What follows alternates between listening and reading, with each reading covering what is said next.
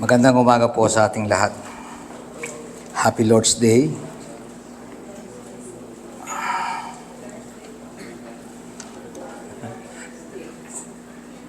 May nasagot yan sa likuran.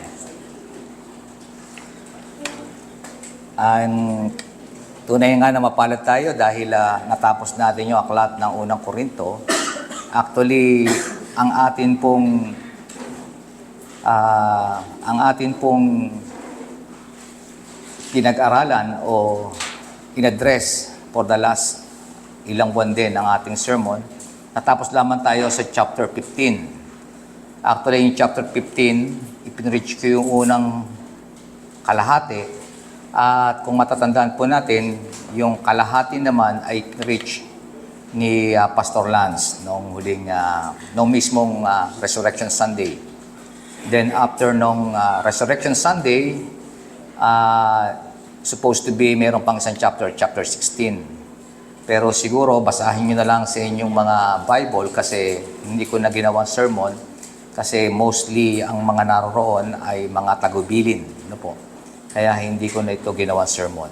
Bagkos, ngayong umaga ay dadako tayo sa bagong aklat na ating pag-aaralan at ang ating tatalakayin for the next, I think, 2 to 3 months. Ito ay ang aklat ni Santiago. Ang sulat ni James. At ang unang kabanata ay tatalakayin natin yung unang bahagi at ito ay pinamagatan kong trials, pagsubok, tama po ba? Wisdom, karunungan, temptation, tukso. Pamilyar po ba kayo sa mga salitang yan? Yan po ang mga subject o mga bagay na tatalakayin ng unang 15 talata ng unang kabanata ng aklat ni Santiago. Lahat po ng iyan, bagamat mga subject, lahat po yan ay may kaugnayan sa ating pananampalataya. Kaya naman, bago ko simulan ang ating pagtalakay ng ating teksto sa umagang ito, gusto ko munang establish sa atin kung ano ba ang pagkaunawa natin sa pananampalataya. Gusto ko lamang balikan natin at ma-establish natin sa ating muling pakikinig ng mga talatang ating tatalakayin sapagkat ito ay may kinalaman sa pananampalataya. Sa Ingles, faith. Ito ang sinasaad ng Hebrews 11:6. And without faith, it is impossible to please Him. For whoever would draw near to God must believe that He exists and that He rewards those who seek Him. Napakahalaga ng pananampalataya sa ating buhay mananampalataya. Ang sabi ng talata, without faith, it's impossible to please God. Lahat ng ginagawa natin bilang mga anak ng Diyos, kailangan nakabase sa pananampalataya. Sapagkat tayo tinawag ng Diyos para magbigay ng kapurihan sa Kanya at hindi magiging katagap-tagap sa Kanya ang mga bagay na ating inihahandog, na ating isinasakripisyo kung hindi kasama ang pananampalataya. Kaya kung meron mang pinakamahalagang dapat maunawaan ng isang mananampalataya, ang isang nagsasabi na siya'y tagasunod ng Panginoong Jesucristo, na siya'y bahagi ng Iglesia ng Panginoon, kailangan lubos na nauunawaan niya kung ano ang pananampalatayang taglay ng isang Kristiyano o ng isang mananampalataya. Kayo ba mga kapatid, ano ba ang taglay na pananampalatayang meron kayo? Ito ba ay tunay o ito ay peking pananampalataya? At ito ang layunin ng aklat ni James. Sa ating pagtalakay ng mga pang-araw-araw nating pakikibaka sa buhay na ito, nasabi natin kanina, kailangan ito ay nasa ilalim ng pananampalataya, ay pauunawa sa atin mismo na salita ng Diyos kung tayo nga ba ay nananampalataya, kung tayo nga ba ay gumagawa sa ilalim ng ating pananampalataya, o ito ay bunga lamang ng ating sariling kakayahan. So bago tayo magsimula, gusto ko lamang linawin sa ating lahat na tinanggap natin ang ating pananampalataya, ito ay kaloob ng Diyos. Tama po ba? We are justified by faith. Gusto ko lang linawin, hindi yung faith mismo ang pinanggalingan ng kaligtasan, kung hindi ang biyaya ng Diyos. Pero ang instrumentong ginamit para ang pananampalatayang mapa sa atin, ito ay ang pananampalataya. Ang pananampalataya ay instrumento para mapa sa atin o mailapat sa atin ang biyaya ng Diyos. Kaya nga, sabi sa Belgic Confession, ito ay tinatawag nating faith in righteousness. No? Mahalaga na naunawaan natin bilang mga mananampalataya, tayo ay nasa ilalim ng pagkilos ng Diyos. Tayo ay nasa ilalim ng paggawa ng Diyos. Kaya tayo binigyan ng pananampalataya ay upang maging katanggap-tanggap tayo sa Kanya. Kaya napakahalaga na naiintindihan natin mabuti kung ano nga ba ang pananampalataya nating taglay. Dahil ang Diyos ang nagbigay ng ating pananampalataya, ang Diyos din ang magpapalago nito. Naiintindihan po natin mabuti. We are justified by faith, through faith. And we are also sanctified through faith. Pareho. Ang Diyos ang nagbigay ng pananampalataya, siya ang magpapalago nito sa atin. Kung ang pananampalataya natin hindi lumalago, nangangahulugan lamang na ang pananampalatayang yan ay hindi mula sa Diyos kung hindi mula lamang sa ating mga sarili. Sapagkat ang pananampalatayang bigay ng Diyos ay pinalalago ng Diyos. Kaya naman, napakagandang hamon sa ating lahat na marinig ang mga bagay na tatalakayin ni Santiago sa kanyang liham upang bilang mga mananampalataya, maunawaan natin, ako nga ba ay gumagawa, nananampalataya ayon sa sinasabi ng kalooban ng Diyos.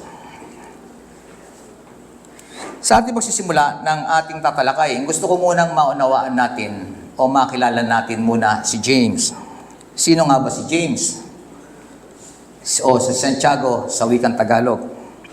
Sabi ng James 1:1, James, a servant of God and of the Lord Jesus Christ, to the 12 tribes in the dispersion. Ito ang kanyang panimulang pagbati, James 1:1. Ang liham ni James ay ang kauna-unahang libro ng New Testament. Sinasabi ng mga scholar na ito ay sinulat sometimes before AD 49. Ang pangalang James ay very common noong mga panahon na yon during first century. Maraming nagsasabi kung sino nga ba ang tunay na author nitong James na ito, itong epistle na ito. Merong lumabas na ang author nito ay si James kasi merong dalawang alagad ng Panginoon na pangalan ng James, di ba? Si James na kapatid ni John at si James of Alphaeus, na isa ring James ang pangalan. Pero karamihan, kapag ang mga apostol ang nagsulat, nandun yung authorship, inilalagay nila yung authorship nila. Since na ang liham nito ay walang authorship ng mga apostol, ito ay kinikilalang liham na isinulat mismo ni James na kapatid ng ating Panginoong Hesukristo. Si James ay hindi naman tunay na disipulo ng Panginoon at nangyari lamang ito before the crucifixion. Before the crucifixion, hindi siya alagad ng Panginoon. However, noong ang Panginoon ay nagpakita matapos siyang mabuhay na muli, doon nagsimulang sumampalataya itong si Santiago. He firmly believed in the gospel, ang sabi ng 1 Corinthians 15, 3-9. James became the leader of the church in Jerusalem. Makikita po natin sa Acts 15, si James ang kinikilalang tagapanguna ng simbahan sa Jerusalem. Alam natin ang Jerusalem ang sentro ng Judea, na kung saan nandoon ang seat of power ng Judaismo. Siya po ang kauna-unahang naging leader ng church sa Jerusalem. At siya'y pinatay around AD 62 sa mga galit ng mga eskriba at mga pariseyo sa labas ng templo. He is also martyred, si James. Si James ay kinikilala bilang isang mapanalanginin na tao. Makikita po natin yan sa kanyang mga liham. At ang kanino ba isinulat o sino bang audience ng liham na ito?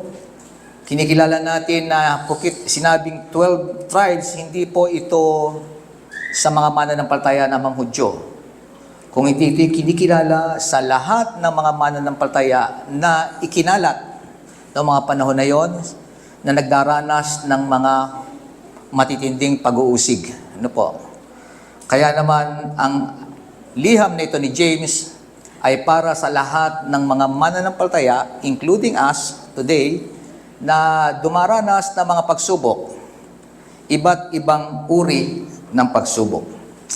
Kaya naman, tingnan natin kung ano ang sinasabi ng ating talata. Tayo magsisimula sa sa verse 2 hanggang verse 15. At muli kong babasahin sa wikang Tagalog ang ating talatang pagbubulay-bulayan.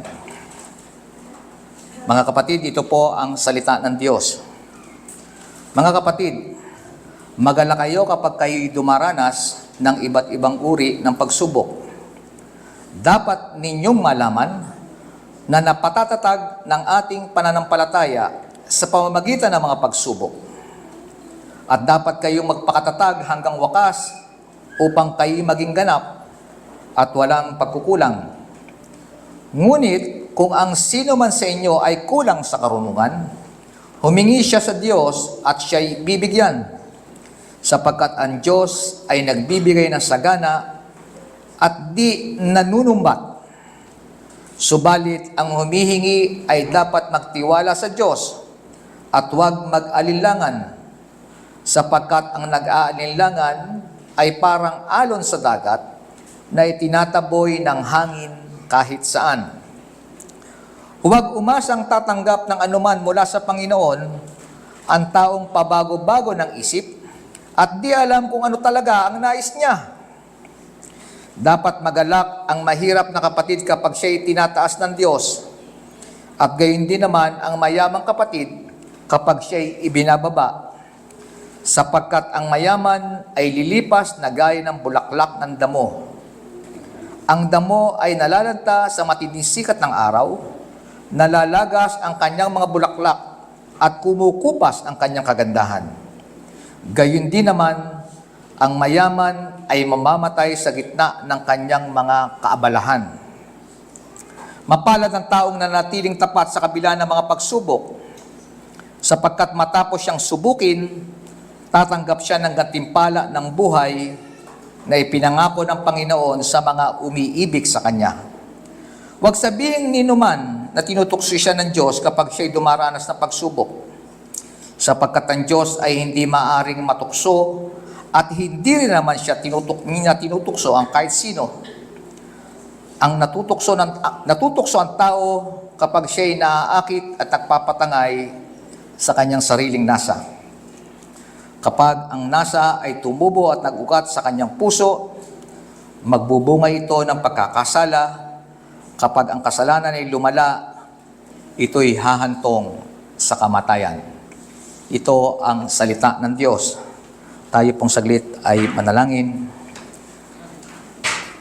Aming Ama, aming Diyos na mapagpala sa lahat, salamat po sa pagkakataong ito muling maupo sa inyong harapan upang makinig ng pagtuturo ng iyong mga salita. Patuloy na dumaloy ang mabiyayang-biyaya mo sa aming lahat. Maunawaan namin ang layunin ng iyong mensahe. Patuloy na ito'y ingatan mo sa aming mga puso. Pagpalain kami nito. Maging karunungan namin ang mga bagay na aming mauunawaan. Magamit po namin ito para sa kalalago ng aming mga pananampalataya. Kami iyong mga anak, aming Diyos.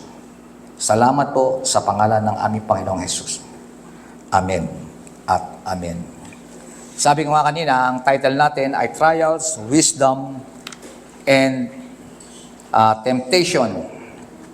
At lahat ng yan ay iuugnay ni Santiago sa pananampalataya. May tatlong bagay tayong pag-uukulan ng pansin. Obvious naman sapagkat tatlo yung bagay na sinabi ko kanina. Una, yung pananampalataya at ang pagsubok, faith and trials. Ito ang sinasaad ng verses 2 to 4. Magalala kayo kapag kayo dumaranas ng iba't ibang uri ng pagsubok. Nakakangiti ba ang tao kapag nakakaranas ng mga pagsubok? O hindi tao, hindi lahat ng tao. Maging hindi mananampalataya, maging mananampalataya, kapag dumaranas ng matinding pagsubok, paniguradong nakangiwi ang muka. Tama po ba? Mahahalata natin, makita pa lamang natin sa kanyang mata, mabanag natin sa kanyang muka, dumaranas siya ng matinding pagsubok. Sa mga kapatiran, pagpasok pa lang natin sa church, nalalaman na natin kung ito nga ba ay nagdaranas ng pagsubok o hindi. Mukhang ang kapatid na to ay hindi nakatulog kagabi. Mukhang pugtong-pugto ang kanyang mga mata. Ano kaya ang mga bagay na bumabagabag sa kanya? Halatang halata sa ating kinikilos, sa ating mga mukha, kung tayo nga ay nasa ilalim at tumaraan sa matinding pagsubok. Ngunit ito ang sabi ni Santiago. Dapat ninyong malaman na napapatatag ng ang ating pananampalataya sa pamamagitan ng pagsubok. Ginagamit pala ng Diyos ang pagsubok para patatagin ang ating pananampalataya. Inaantok na ba kayo? Kailangan tumatag ang ating pananampalataya sa pamamagitan ng pagsubok. Ang pagsubok ay inaalaw ng Diyos na maranasan natin iba't ibang uri ng pagsubok upang patatagin, patibayin ang ating pananampalataya. Sabi natin kanina, binigyan tayo ng pananampalataya ng Diyos para ito'y palaguin. Ang ibang salita, pagyamanin. Para ito'y lumago, para ito'y yumaman, pagyamanin, maging masagana, at patuloy na sumagana, kailangan ito'y maging matatag. Noong panahon ni Santiago, ang mga uri at iba't ibang mga pagsubok na kanilang pinagdaraanan, una ay ang pag-uusig. Ang pag-uusig o persecution ay pagsubok na hindi na natin masyadong dinaranas ngayon. Ano po? Maaring iba sa atin ay tinutuligsa dahil sa kanyang pananampalataya. Hindi na naman siguro. Ano po? Poverty o kahirapan. Maaari yan. Isa. Walang pera. Wala akong perang magastos. Pero hindi rin maaari ring hindi katulad ng pinagdaraanan ng mga Hudyo at mga mananampalataya ng panahon na yun. Mas mahirap ang buhay no mas madali ang buhay ngayon. Pangatlo ay ang karamdaman. Sickness.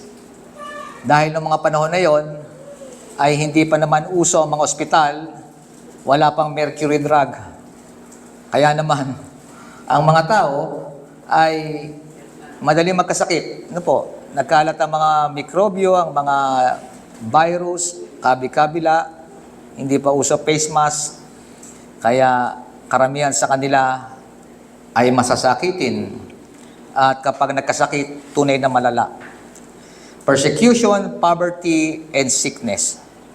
mga bagay na pinagdaraanan ng mga mananampalataya noon na siyang kanilang mga pagsubok, mga problema na siyang bumibigat ng bumibigat. At masasabi nating mga bagay na nakaka-relate tayo ngayon sapagkat halos lahat dito ay pinagdaraanan din natin. Ang pananampalataya ay pag-asa sa paggawa ng Diyos. Paano patitibayin ang ating pananampalataya? Paano natin ipagpapasa Diyos ang mga bagay na ito? Ang tao ay nandoon yung kanyang tendency na gawan kaagad ng solusyon ng mga bagay-bagay. Sabi ko nga kanina, ang sabi ni Apostol Santiago, ang mga bagay na ito ay pinagkaloob para patibayin ang ating pananampalataya. Kung naniniwala tayo sa sinasabi na salita ng Diyos, may layunin kung bakit tayo'y tumatanggap ng mga ito. Kaya naman sabi niya, kung tumatanggap kayo at nagdaranas kayo ng mga bagay na ito, dapat kayo ay, anong sabi? Dapat kayo ay magalak. Para kayo nasa Facebook na hindi alam kung ano yung susunod na sasabihin. Dapat tayong magalak. Rejoice. Sapagkat kung anumang pagsubok ang dumaraan sa ating mga buhay, ito ay niloob ng Diyos para patatagin ang napakalagang bahagi ng ating pagiging Kristiyano, ang ating pananampalataya. God uses trials to produce steadfastness. Ano ba yung steadfastness? Di ba? Yun ang pinaghalong perseverance at saka patience. Lumalawig ang ating pagtitiis. Lumalawig ang ating pasensya kapag nagdaranas tayo ng mga pagsubok. Kapag dinaanan natin ang pagsubok, una mahirap. Pero sa susunod, hindi na ganun kahirap. Tama po ba? Sa susunod, medyo madali na bago daraanan naman ng ibang pagsubok. Walang pinag-iba yan kung sa pagtakbo. Marami sa atin dito nagja-jogging, tumatakbo. Sa una, ganito lamang ang speed mo. Hirap na hirap kang abutin yung speed na gusto mo. Pero once naabot mo na yung speed na yon, hindi ka mananatili roon. Patataasin mo uli. Hanggang patuloy kang tumibay sa pagtakbo. Ganyan din ginagawa ng Diyos sa ating mga pananampalataya. Ginagamit ng Diyos ang pagsubok para lalong patatagin, lalong palawigin ang pananampalataya. Ito'y nagpapakita lamang na inihahanda tayo ng Diyos para sa susunod na buhay. Nagagamit natin ang pananampalataya natin ngayon. Sapagkat alam natin ang pananampalataya, mawawala yan later on. Ito lang ang paraan habang narito tayo sa mundong ito upang ang pananampalatayang yan ay magamit natin to the max. At minamaximize ng Diyos ang paggamit ng pananampalatayang ipinagkaloob niya sa atin.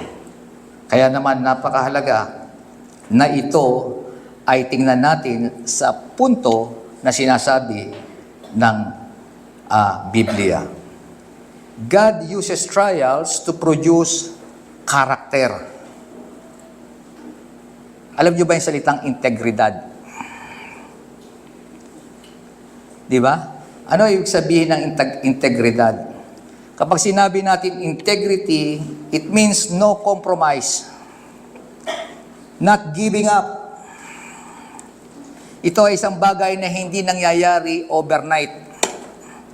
Ito ay patuloy na nangyayari paulit-ulit upang tayo patibayin, upang tayo mag-mature.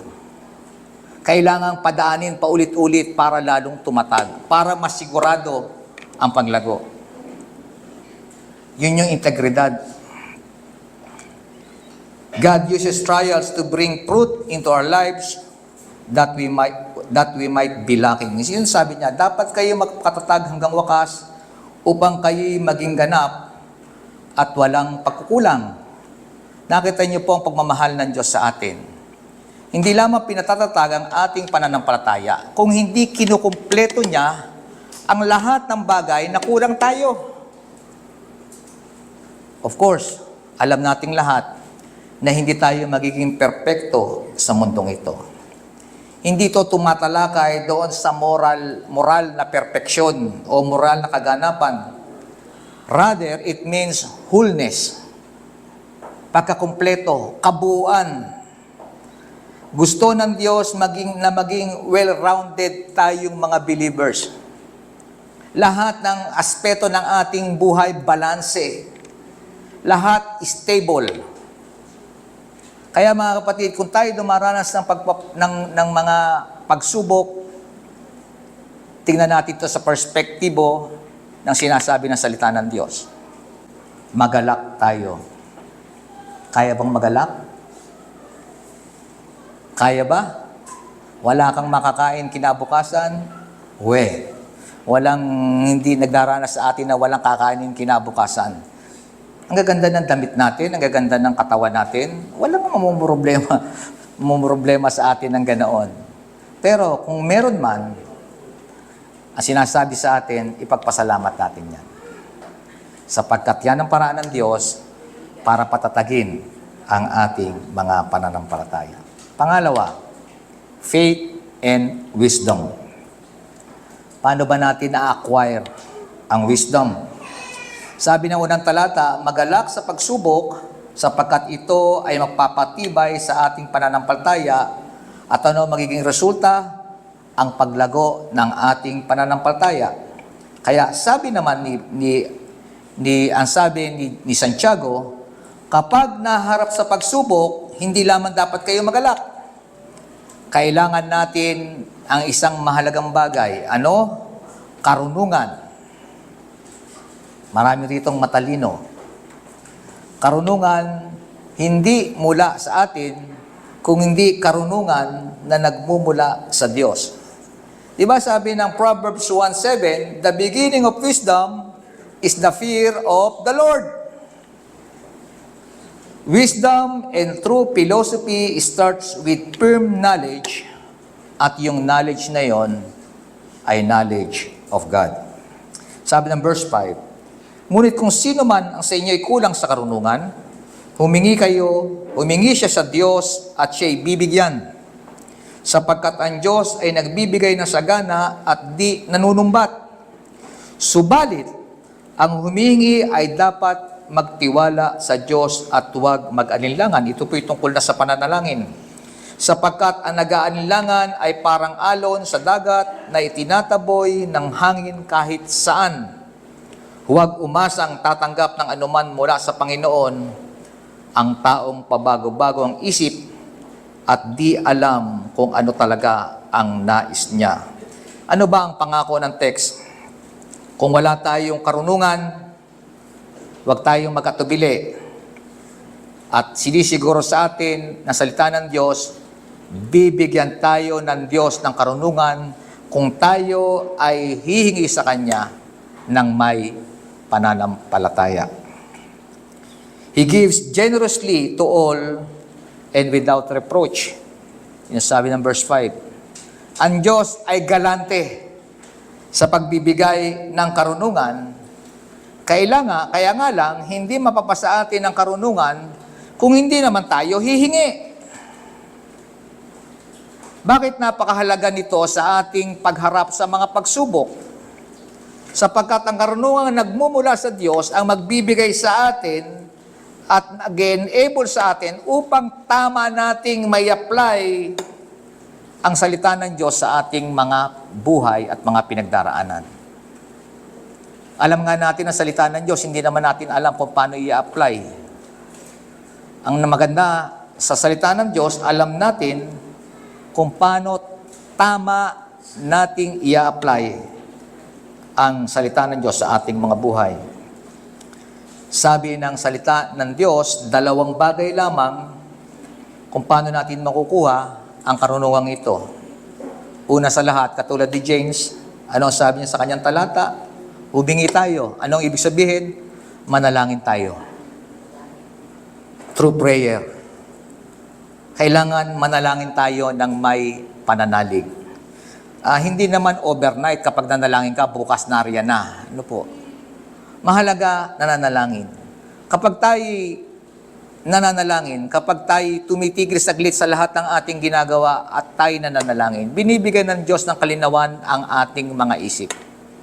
Alam nyo, sa hirap lang sa atin, ang pananalangin ay hindi natin unang ginagawa. Tama po ba? Kapag tayo nagdaraan ng matitinding problema, ang pananalangin, last resort natin, hindi na unang resort. Di ba? Hanggat may magagawa, gagawa. Kaya pumapalpak eh. Kapag may problema, solusyon ka agad. Matawagan ito, matawagan si kumpare, matawagan, ito gagawin ko, ito gagawin. Imbis na dapat, ang unang resort natin ay manalangin sa Diyos. Kaya nga pananampalataya eh, hindi po ba? Kaya nga pananampalataya. Ang pananampalataya ay palaging umaasa sa magagawa ng Diyos. Hindi natin sinasabi na hindi tayo gagawa. Pero bago tayo gumawa, kailangan may pagpaplano. At kung ang pakikinggan natin ay ang ating sarili sa pagpaplano, papalpak. Sapagkat pinakamainam kung ano ang kalooban ng Diyos. At ang kalooban ng Diyos ay mapapapunta sa atin sa pamamagitan ng pananalangin. Yung tinatawag nating godly counsel. Pananalangin. Pangalawa, ang diligent study of the Word of God. Napakahalaga ng pag-aaral sa salita ng Diyos. Mahirap maintindihan ang mga sinasabi ng salita ng Diyos, kaya marami sumusuko kasi wala silang tiyaga. Ayaw nga din ang mag-aral eh. Hindi po ba? Every Sunday, binibigyan tayo ng pagkakataon para matutunan ng Biblia. Pero ganun pa man, ayaw pa rin natin. Kung tayo lack of wisdom, huwag na nating asahan na tayo lalago sa ating pananampalataya. Sapagkat ang layunin ng pagsubok, kapag nagkamali ka ng pagtugon dyan, ibabaksa ka niyan, sisirain ka niyan. Paano na? Maghihintay ka ng himala mula sa Diyos? Hindi maghihimala ang Diyos sa iyo. Sabi na salita ng Diyos sa ating talatang binabasa, ang karunungan ay available sa ating lahat. Ang kailangan lamang humingi tayo mula sa Diyos. Kaya nga nandyan yung Book of Proverbs. Sino rito ang nagbinasa na ang Book of Proverbs? Di po ba? Bakit nandyan yung Book of Proverbs? Ang Book of Proverbs, actually, palagi nating may encounter sa liham ni James. Di po, na ito. Mahilig siya magbasa ng Proverbs. At itong Sermon on the Mount ng ating Panginoon, nandito, malimit niyang i-quote. Pero tingnan po nating mabuti. Ang Book of Proverbs ay mga praktikal na karunungan mula sa Diyos kung paano natin naharapin ang araw-araw nating pagsubok sa ating mga buhay. Kaya nga si Ed Lapis, napakahilig gamitin niyang Proverbs di ba? Kaya kasabi niya, day by day. Kasi sa pang-araw-araw, sumobra naman nga lang ang pagiging praktikal, no po? At nagiging karunungan na ng tao ang karunungan ng Diyos. Pero ang Proverbs ay salita ng Diyos na mapagkukuhanan natin kung paano ang makalangit na karunungan, kung paano natin ito hihingin sa Diyos. Kaya nga, Proverbs 1:7, the beginning of wisdom is fear of God. Kapag tayo takot sa Diyos, kinikilala natin, ito kasing takot, napakahalaga no po. Kapag kinikilala natin ng Diyos ang pinakamapangyarihan sa lahat, magkakaroon tayo ng banal na takot. At kapag tayo may banal na takot, wala tayong ibang titingnan kundi siya. Kaya napakahalaga. Pangatlo, faith and temptation. Ating balikan yung nangyari sa Garden of Eden, the temptation of Adam and Eve, at tingnan din natin yung temptation ni Jesus sa wilderness. Ano ang parehong bagay na ipinapahayag sa atin ng dalawang tagpong ito sa Biblia, sa Old Testament and sa New Testament, tungkol sa panunukso ng dyablo sa unang Adan at sa pangalawang Adan. Bakit bumaksak ang tao? Nawala ang kanilang pagtitiwala sa sinasabi ng salita ng Diyos. Amen po ba? Naintindihan natin? Bakit bumabaksak sa pagsubok ang bawat isang mananampalataya? Sapagkat nagkukulang siya ng pagtitiwala sa salita ng Diyos.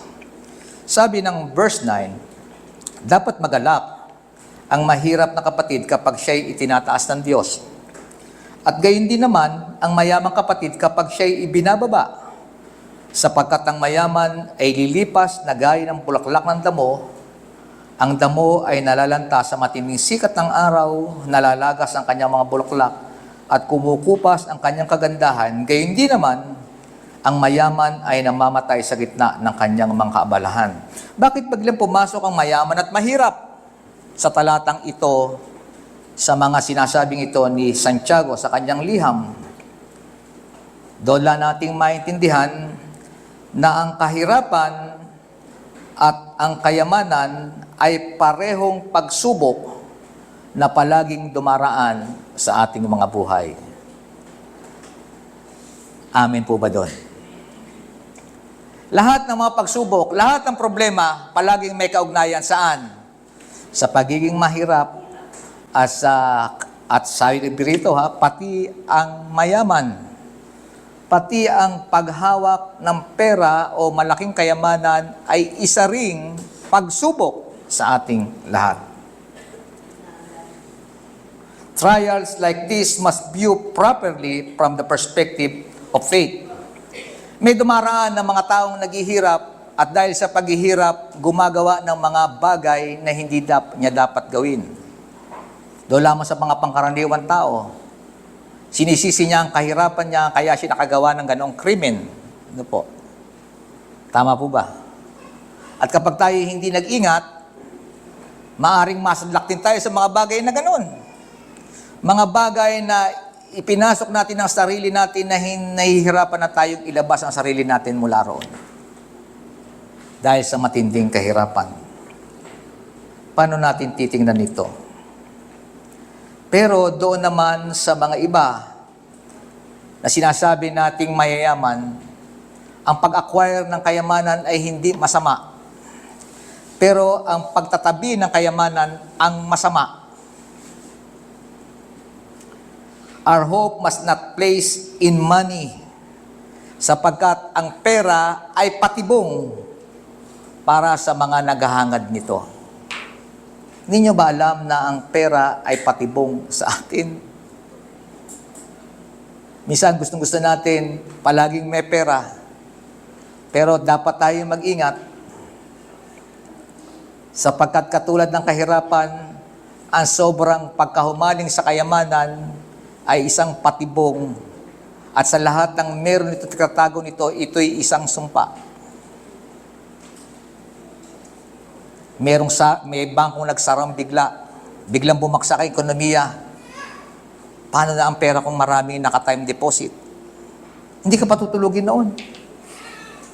30 taong kong inipon ng perang yan na nakatago sa bangko. Biglang nag-pandemic, biglang hindi ka na makapasok sa bangko, hindi ka makapag-withdraw. Hindi ka makakatulog. Kapag nagkaroon ng gera at may napipitong gera, hindi ka na, baka tumaas ang stock market, ganyan. Tatakot ka. Bakit? Sapagkat nag-aalala ka na baka ang perang pinaghirapan mo ay mawala.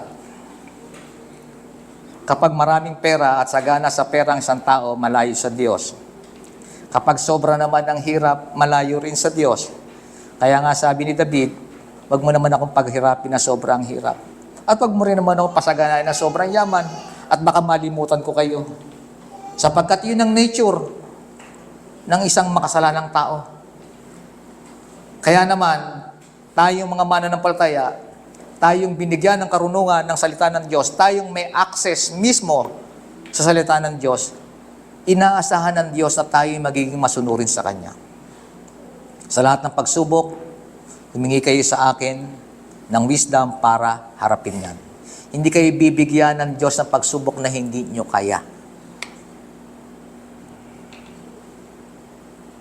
example of wisdom applied, tingnan natin ang principle na sinasabi.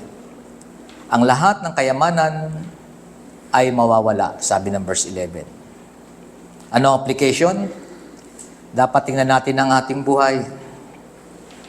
Nakabase ba ito sa material na bagay o sa spiritual na bagay? Saan ba tayo nag-iimpok ng ating kayamanan? Saan ba? Gusto ba nating bibili ng lamesa? Talaga naisingit pa yung lamesa eh. Di ba? Mag-donate para sa kaluwalhatian ng Diyos. Joke lang yun, ha? Pero saan ba? Saan ba natin iniipon ang pera natin? Para saan ba? Of course, hindi naman masama mag-ipon. Pero pag sobra-sobra naman ang iniipon mo, di ba? Itulong natin sa mga nangangailangan.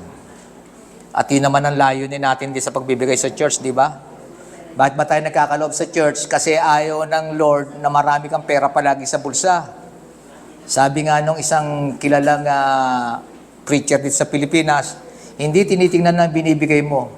Hindi tinitingnan kung gano'ng kalaki ang binibigay mo. Ang tinitingnan ng Diyos kung gano'ng kalaki ang natitira sa iyo. Sapagkat yun naman no? Kung gano'ng kalaki yung naiiwan sa iyong bulsa. Mapalad ang taong, sabi sa verse 12, last nating talata. Mapalad ang taong na nanatiling tapat sa kabila ng mga pagsubok. Sapagkat matapos siyang subukin, tatanggap siya ng gantimpala ng buhay. So nakita nyo? Pag natapos sa pagsubok, may medalya later on. Na ipinangako ng Panginoon sa mga umiibig sa Kanya. Huwag sabihin ni naman na tinutukso siya ng Diyos kapag siya ay dumaranas ng pagsubok. Sapagkat ang Diyos ay hindi maaring matukso o hindi rin naman niya tinutukso ang kahit sino. Natutukso ang tao kapag siya ay naaakit at nagpapatangay sa kanyang sariling nasa. Kapag ang nasa ay tumubo at nagugat sa kanyang puso, magbubunga ito ng pagkakasala. Kapag ang kasalanan ay lumala, ito'y hahantong sa kamatayan. Trials are allowed by God to benefit our faith.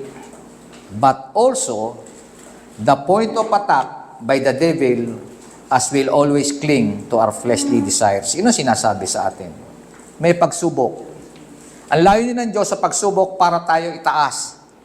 Ang layunin naman ng dyablo kapag tayo dumaan sa pagsubok ay tuksuhin tayo para naman tayo ay ibagsak. Hindi po ba?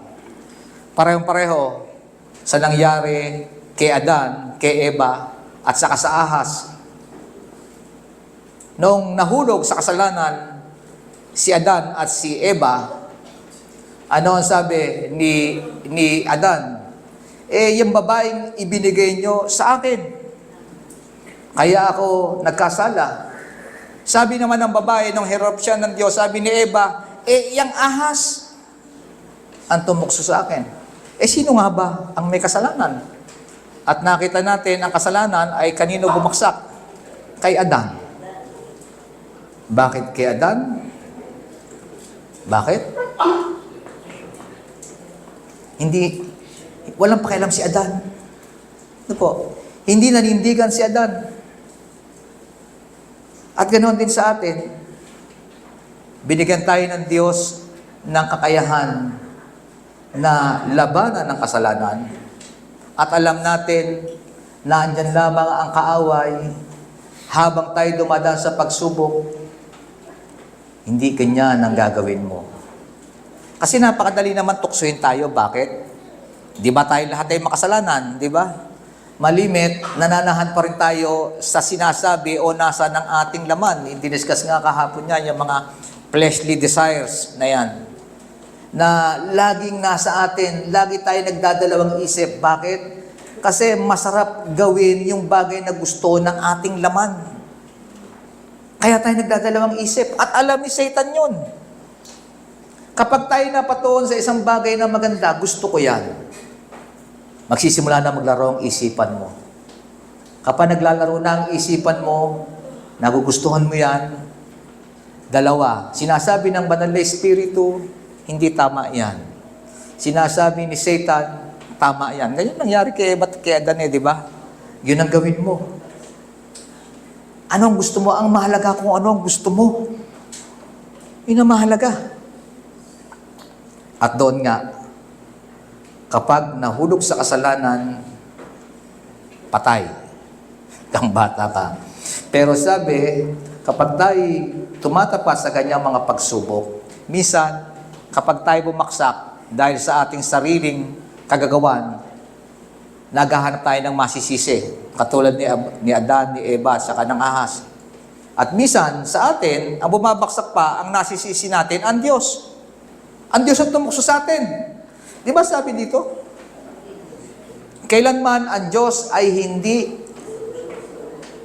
nanunukso. Hindi niya tayo tinetempt. Alam nyo, kapag tayo palagi naghahanap ng ating masisisi sa lahat na nangyayari sa buhay natin, hindi natin kailanman ibababa ang ating sarili sa harapan ng Diyos. Tayo makasalanan. Prone tayo sa pagkakamali. Kaya lang, mahalaga, ina-admit natin yung ating pagkakamali. Tama po ba? Sapagkat ang Diyos ay handang magpatawad sa atin. Naandyan ang mga pagsubok, gawin mo yan ng tama, magkamali ka, palagi nakahanda ang Diyos na patawarin tayo. Kung tayo hihingi ng tawad. Kung bukas ang ating loob na humingi ng tawad sa Diyos. Kaya napakahalaga, mga kapatid, ang mga bagay na yan. Sa panghuli nga, makita natin kung sino yung tao na mayroong authentic na pananampalataya kapag nangyayari itong mga bagay na ganito. Doon natin nakakita kung sino yung nagpapakumbaba at sino yung patuloy nagmamataas sa kabila ng lahat ng kanyang mga ginawa. Doon natin makakita kung sino talaga yung may tunay na pananampalataya. Yung patuloy na nananahan sa Diyos sa lahat ng kanyang ginawa. Sabi ng verse 12, mapalad ng taong nanatiling tapat sa kabila ng pagsubok, sapagkat matapos siyang subukin, tatanggap siya ng gantimpala ng buhay na pinangako ng Panginoon sa mga umiibig sa Kanya. Ano ba mahalaga, mga kapatid, sa ating pagtatapos? Napakalinaw na sinasabi ng salita ng Diyos.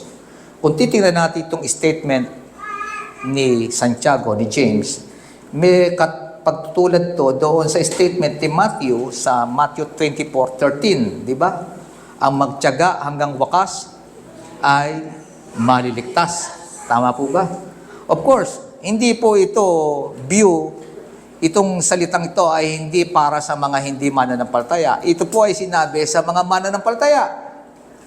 Para doon sa mga covenant people of God, sa mga mananampalatayang katulad natin, naintindihan natin na napakahalaga pala na mag-possess ako ng genuine na faith. Dapat pala naintindihan ko kung tama nga ba o palpak o peke ang pananampalatayang meron ako. Kung ako'y makapagtitiis hanggang wakas at maninatiling tapat at faithful sa Diyos, tatanggapin ko ang gantimpala ng buhay. Ito po yung tinatawag natin doctrine of perseverance of the saints. Ano po? Na ang tunay na mananampalataya hanggang huli ay magtsatsaga, magpe-persevere. At sila yung tatanggap ng buhay. Bakit siya magpe-persevere? Ito ba ay sa sarili niyang lakas? Hindi.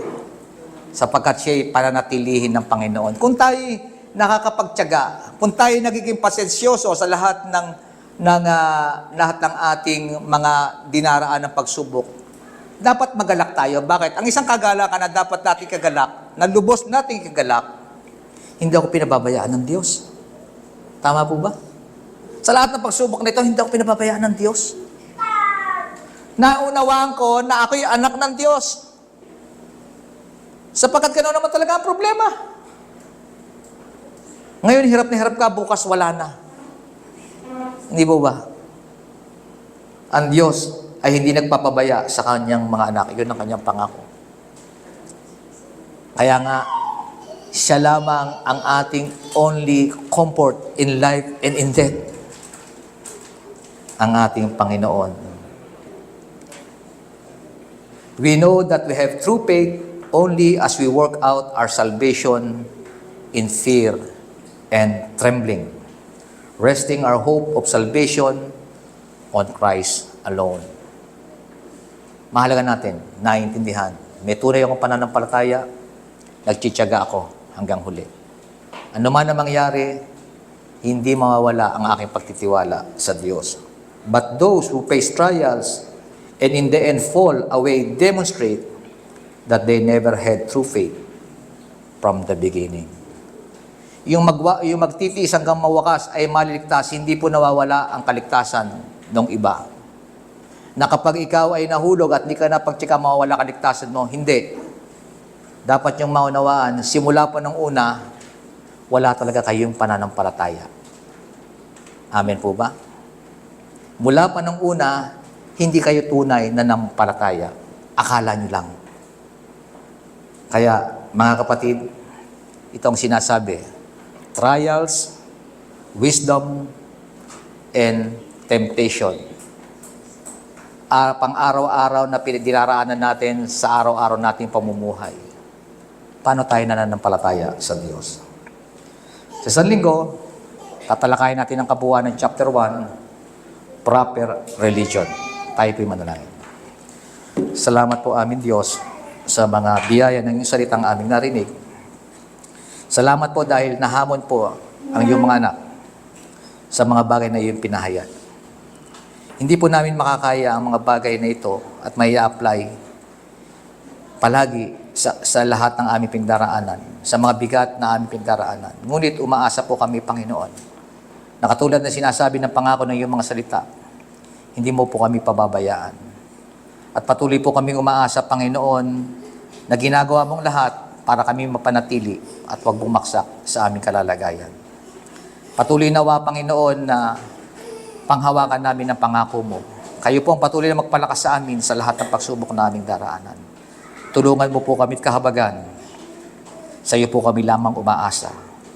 Sa tulong at ito'y dalangin po namin sa pangalan lamang ng iyong bugtong na anak, ang aming Panginoong Jesucristo. Amen at amen.